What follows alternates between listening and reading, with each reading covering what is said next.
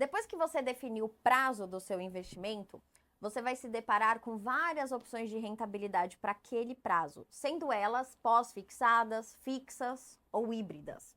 A rentabilidade pré-fixada, ela é fixa, então não vai mudar independente das condições de mercado depois que você investir.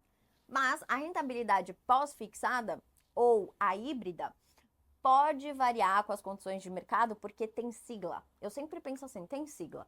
Se tem sigla, não é exato. E tudo que tiver sigla pode variar. E como saber então o que o mercado está dizendo sobre esses indicadores, sobre essas siglas? Se está subindo, se está caindo, qual a expectativa, como eu vou saber? Eu vou te passar alguns acessos para você ter esse feeling, mesmo que ainda não acompanhe o mercado há anos, tá bom? Em relação aos investimentos atrelados ao CDI, você vai analisar a curva de juros no futuro, ou também chamada de curva DI.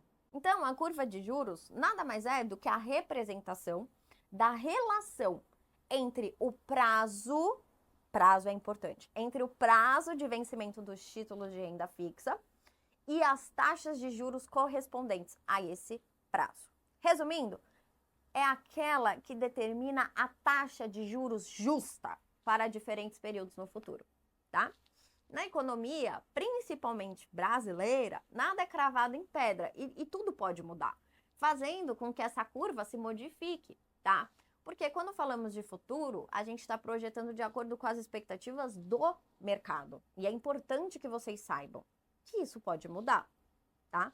Para analisar essa curva de juros, é só digitar no Google taxas referenciais B3 e olhar o DI ali, ó, em cima.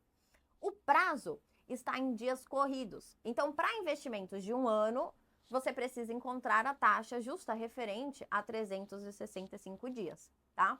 Essa curva, ela vai se ajustando diariamente. Então, você pode encontrar uma leve variação diária ou, dependendo do caso, como foi na pandemia do Covid, uma grande variação. Por isso é importante acompanhar frequentemente. Quanto maior o prazo do título, maior é o risco de você ter uma modificada brusca nessa curva de juros no meio do caminho, concorda? Então, o que fica mais fácil de prever?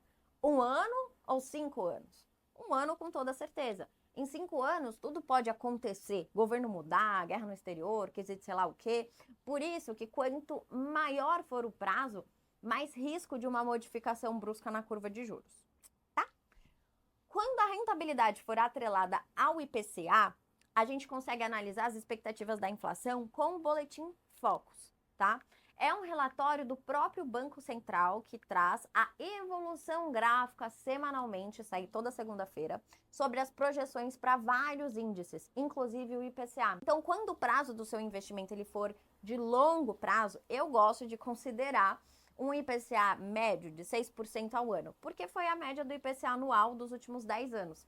E assim, o meu dinheiro no longo prazo sempre estará protegido contra a inflação, que é famosa de ser bem alta aqui no Brasil. Agora que você já entendeu que a curva de juros são definidas com base nas estimativas do mercado sobre a trajetória da futura rainha do funk Selic, chegou a hora de colocar a mão na massa. Te vejo na próxima aula.